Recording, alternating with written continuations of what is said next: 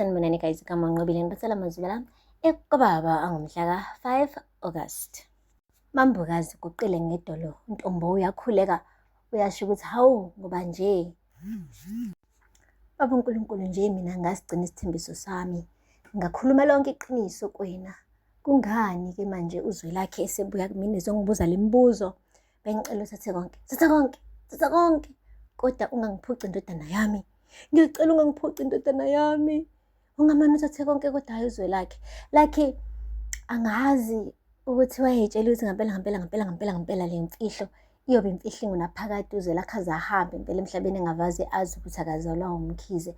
Kodwa-ke manje ngathi futhi uyabona ukuthi ukucasha nokufihla lento ngeke kusamsiza ngalutho ngoba uZwelakhe usayifuna impendulo and umtshele kahle ngayizolo ukuthi uma ukuthi awungitsheli ukuthi ubani ubaba ongizalayo ungangikhulumisi.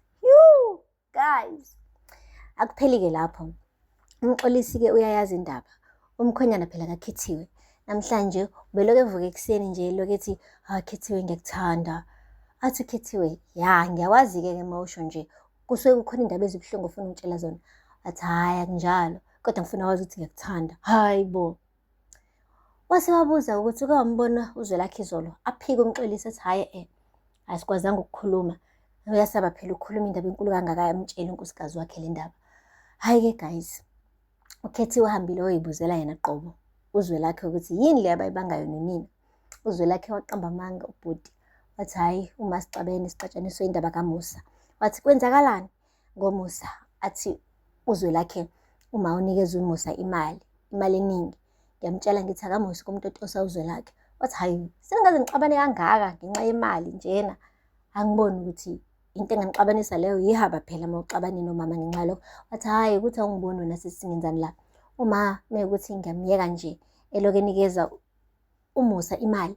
uMusa phela mekukwenzeka into ethize kumina uyena ozomela asithi ihlalo la, ube uyena ophethe le nkampanini. Manje mesiloku simtotosa ecaca phela ukuthi angeke aze afunde lutho yabo. Wathi uKhethiwe ya ngiyakuzwa bhuti ya uqinisile kona kufanele uthukuthele ngempela. Kumele uMusa siqale manje sekumtotosa. Hhayi-ke wasithenga isitori kanjalo uKhethiwe. Guys, kanti-ke ntambama sekulelwe-ke laphaya kusofa-ke ehleli bandla usisi ecabanga ngendaba kaZwelakhe. Wafika umyeni wakhe-ke umxolisi wambona ukuthi ubhocobele. Wathi kwenze njani Khethiwe? Athi indaba kaZwelakhe. Athi hhayi bo Mkhize kwenze njani? Athi hhayi ungitshelile iqiniso kodwa iyangixaka lento sekumele ngize ngimgumbe kangaka ukuthi nje angitshele iqiniso. Mina sinoZwelakhe sazizwana kabi sisakhula, ayikho into engangixoxela yona kodwa kulokhu bekumele ngimgumbe manje nje ebe comfortable ukungixoxela iqiniso. Abuze umxolisi ukutshelile yini iqiniso? Athi ungitshelile kodwa yabo ngiyamsola ma, iphutha likama lonke leli. Kusho bani? uKhethiwe. Hhayi-ke umxolisi guys ajabule athi yazi sithando sami ngiyabonga. Bekade ngithi nje le ndaba ngizoyisho kanjani kuwena? Kungcono mengesimina ubhubusele lithumba. Hayi bo, wathi ya kona kunjalo nje kodwa iphutha likama lonke leli. Athi hhayi ungamsoli uma wakho, yazi nawe umndeni ihlezi ney'mfihlo. Wathi yona kanye into engenyisayo leyo kusho uKhethiwe, iy'mfihlo emndenini angiyifuni mina. Athi yawazi nawe Khethiwe, yazi angazi nokuthi bengizoqalaphi ngitshela ukuthi uZwelakhe akazalo ubaba wakho. Hhayi, waqala wasukuma i-slow motion uKhethiwe kusofa. Wathi mana uthini? Uthi uZwelakhe akazalo ubaba? Hhayi, umxolisi waqala wakhipha amehlo. Wathi hayi bo kanti yena ukutsheleni? Kanti yena yini akutshele yona?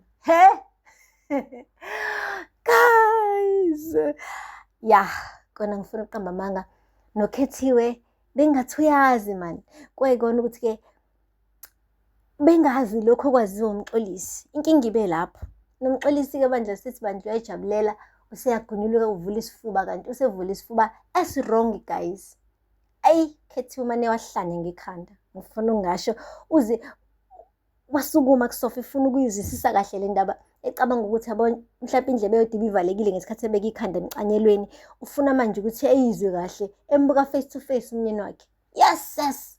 And mase siyaziwa ukhethiwe-ke siyazi ukuthi sizosuka iye kumambokazi. Uma isuka kumambokazi-ke hawu umndeni wonke useyazi. Hhayi ngeke ingafiki-ke ey'ndlebeni zikaDumsane phela-ke ungqoshishilizi wakaMkhize. Guys, akupheli lana-ke. Kushuthi uMhlaba is trying to rebuild his life. Yabo manje uthola umsebenzi omusha kwinkampani ediliva inhlabathi nosimende namatshe. So kuthiwe akahambise ithenda kwinkampani nama-truck. Guess which company he chose? Hambile wakuzwelakhe wathi bafo kunethenda la and mina umanager walo. Kudingakala ama-truck azothutha inhlabathi namatshe nosimende. Ngemane ngacabanga iMkhize Logistics. Wathi hayibo bafo.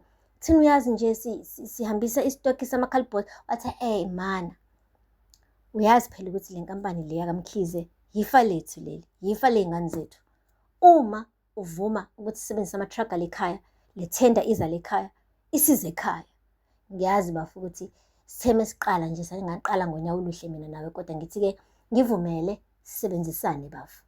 Uzwelakhe ngimbone emoyizela engathi ikati libona ucheese. Like ebona kahle ukuthi yabo like umhlaba ushintshile and usecabangela umndeni manje, akasecabangeli isisu sakhe kuphela, akasenamhobholo, akasenako ukuthi like uzocekela phansi isithunzi senkampani kunalokho uzovusa isithunzi senkampani. Asithembe uDumsane-ke has approved because mekuthi uDumsane akazivumelani nalento le, obviously uzothi akho thenda yaya lapho kaMkhize yanikeza uzwelakhe. Anyway, sizobona-ke ukuthi-ke iyozala komoni kule ndawo le. Ayike uzwelakhe uthe sase-ofisini nje bandla zenza umabhalane khona. Hayi kwafika inkunzi malanga yemoto eblue enkulu imoto le apaka ngaphandle. Themi ngithi ngivula isicabha ngiyabona hayibo mambokazi ugirl wehle ehamba ngesinye step esigcwele confident ubungaphiki ukuthi yena benozwelakhe baxabene. Themi ngena nje ofisini uzwelakhe wamane wanika ikhanda because bengayitshela nokuyitshela ukuthi uzombona lo mama namhlanje. Umanager wajijela isithombe phezu kwedesk. Wathi yabo lo baba lo la esithombeni. Baba wakho-ke loyo.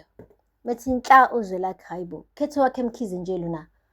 Wathi uye baba-ke owakukhulisa-ke lo. Baba wakho wakuzala futhi. Yabo indlela amametheke ngayo esithombeni khombisa kona ukuthi ujabulela ukubona indodana yakhe. Angikaze ngimbone mina ukhetho wakhe ekhala minye embeze eqala ukubona uzelwe. Lokho kuchaza khona ukuthi uyisihlo. Wathi ungalingi usho njalo ma. Ngiyambona lo baba la esithombeni mina ngifuna ubaba ongizalayo. Athi nangu baba wakho wena. Futhi siyagcina ukukhuluma ngale ndaba namhlanje. Okay?